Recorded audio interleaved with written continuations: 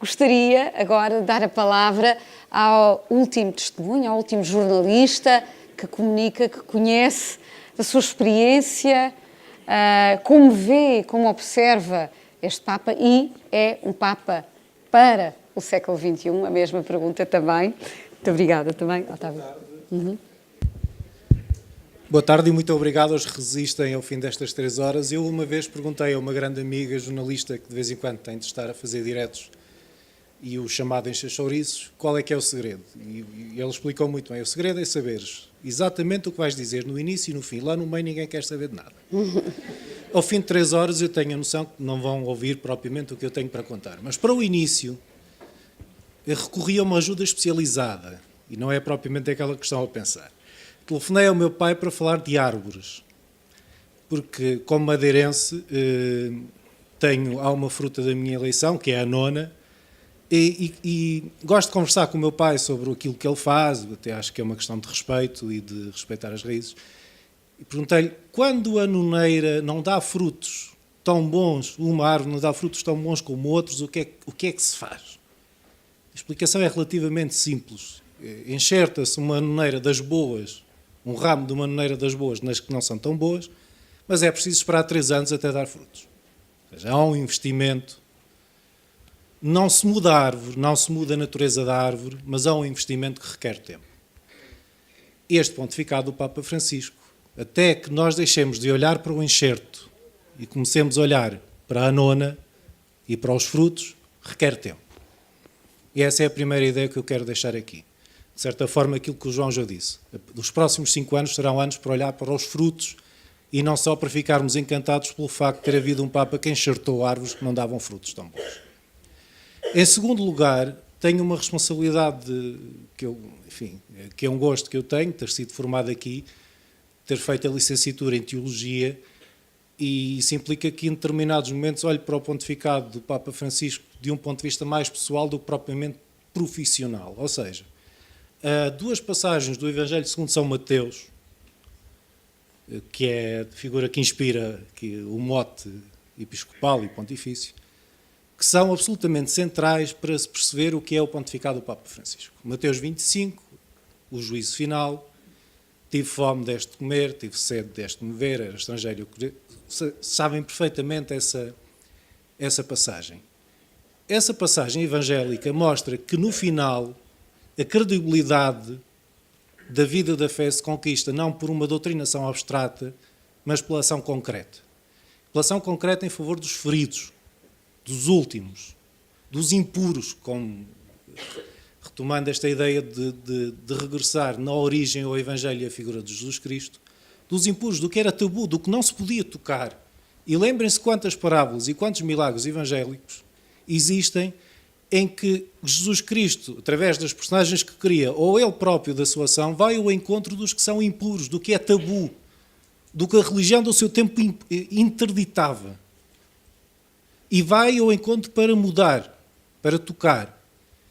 E este pontificado, obviamente, na linha de anteriores, há muita coisa que aqui foi dita que eu posso evocar Bento XVI, João Paulo II, para dizer que há uma linha de continuidade, tem sido um pontificado centrado nos últimos. Naqueles que foram deixados sem fala. O lugar da fala, a importância da fala no mundo globalizado é uma preocupação central do Papa Francisco, embora não seja tão mediática. Porque é muito mais mediática a história do sistema económico. Mas para nós jornalistas é importante que o Papa diga que fala em nome daqueles que a globalização deixou sem palavra. E para a minha profissão é fundamental ouvir isto que o Papa Francisco diz. Há pessoas na globalização da indiferença que ficaram sem palavra. E ficaram sem palavra porque há interesse em que essas pessoas sejam sem fala. E porquê é que o Papa Francisco é a única autoridade moral internacional que dá voz a estas pessoas? Há aqui um problema a resolver que não é um problema especificamente católico, mas que efetivamente nos deve questionar como cristãos e como jornalistas. Eu escrevia, por motivos de necessidade profissional, tenho de assinar um editorial de 15 em 15 dias na Agência Eclésia, escrevia sobre uma igreja ferida, que evocava, embora não diretamente, uma ideia do Deus ferido de um teólogo que eu gosto muito, que é o Thomas Alick, um teólogo checo, em que falámos outra vez de Mateus 25. Ou seja, onde é que está Deus? Não sei se se lembram de um dos momentos absolutamente brilhantes das intervenções do Papa Francisco na Via Sacra da Jornada Mundial da Juventude em Cracóvia em 2016. Onde está Deus no mundo em que há crianças que sofrem, pessoas que passam fome, pessoas boas que adoecem de um momento para o outro e morrem, quando há pessoas péssimas que têm uma vida longa, rica e fazem o que querem? Onde está? Deus está neles. Foi a resposta do Papa Francisco. Deus está neles, naqueles que sofrem, tal como Mateus 25 nos ensinava. Está nos que têm fome, nos que têm sede, nos que são. É esta igreja que não pode não passar tanto nas notícias, porque não é muito fácil, vejam o nosso lado, não é muito fácil falar das pessoas disto, porque há um contexto teológico, bíblico, pastoral, que exige interpretação, mas é a igreja que é a dinâmica de fundo do Papa Francisco. Há outra passagem que eu tinha prometido falar, para acabar, porque já passamos da nossa hora, que está 10 capítulos antes. Mateus 15, a multiplicação dos pães. Jesus olha para a multidão, de certa forma, como eu olho para vocês agora ao fim de 3 horas, eu sinto compaixão. Esta atitude é fundamental. O Pato Lentino já falou dela. Sentir o problema do outro como seu. Disse especificamente isso, eu apontei, o Papa Francisco sente o problema dos outros como seu. A Igreja Católica do século XXI tem de sentir os problemas do mundo como seus. E tem de falar da crise ecológica, tem de falar da crise económica, tem de falar do proletariado, que é uma ideia que aparentemente, nós num país tão cristão, a democracia cristã, mas do ponto de vista do sindicalismo, houve qualquer coisa que falhou.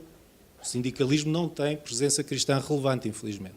Tem de falar dos jovens. Tem de falar do trabalho. Esta é uma coisa importante. Tem de falar, que é fundamental neste pontificado. Tem de falar do trabalho como fonte de dignidade e não apenas como fonte de rendimento. Tudo isso é trabalho jornalístico e tudo isso é trabalho pastoral dos cristãos. Para acabar, o que é que eu espero dos próximos anos? Aqueles que me conhecem bem sabem que eu sou absolutamente fanático por música.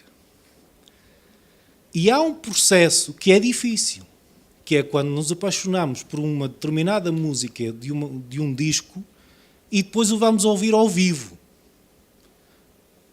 É complicado, porque muda tudo. E aquilo que eu espero e que eu tenho visto da igreja destes anos e do futuro é que seja cada vez menos uma igreja de estúdio e seja cada vez mais uma igreja capaz de atuar ao vivo, relevante, convergente e capaz de criar pontes. Muito obrigado.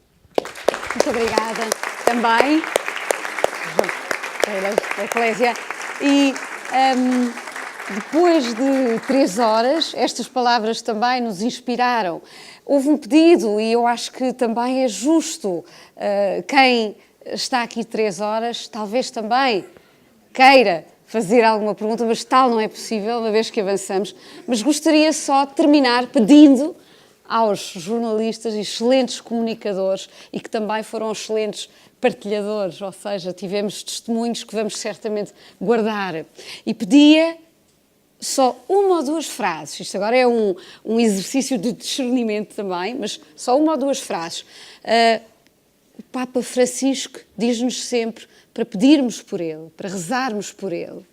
Quando rezam por ele, ao rezarmos por ele, o que é que pedem? O que é que podemos pedir para este Papa, para o século XXI? É possível dizer isto numa ou 2 frases? O que é que podemos pedir? É um congresso.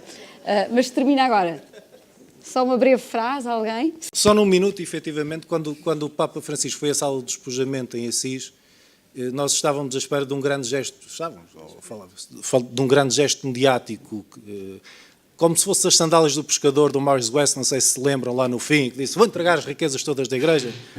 E o que o Papa Francisco disse na sala de despojamento é que a Igreja, todos os católicos, são chamados a despojar-se da mundanidade. E é isso que eu normalmente peço por ele, pela Igreja e por mim.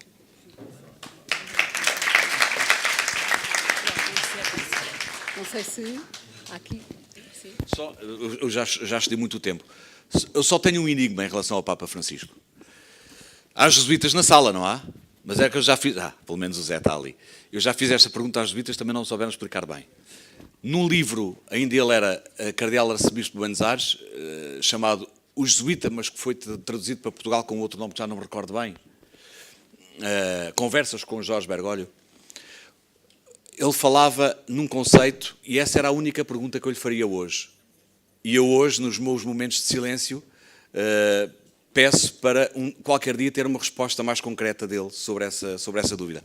Ele falava no conceito da bondade interpretativa. E ainda hoje estou à espera que o Papa Francisco me explique bem o que é esse conceito da bondade interpretativa. Eu tenho uma interpretação desse conceito da bondade, mas gostava que ele um dia me dissesse isso, o que é bondade interpretativa. Muito obrigada, podemos todos refletir sobre isso. Gostaria, neste final, agradecer a presença de todos e especialmente esta iniciativa importantíssima e de imenso valor da Igreja Renascença, da Igreja e também da Universidade Católica, este convite que tantas pessoas aqui juntou, numa sessão em que certamente ficamos muito mais ricos. E gostaria só de dizer no final, com o Papa Francisco, que muito mais do que as grandes transformações ou, enfim, os projetos para o século XXI, sobre os quais, na verdade, falamos um pouco, era a alegria, é esta ideia da alegria todos os dias. Não podemos transformar o mundo ou recriá-lo, não é necessário, mas podemos todos os dias, com os nossos gestos, fazer a diferença, fazer aquilo que temos a fazer amorosamente e com Deus. Muito obrigada a todos.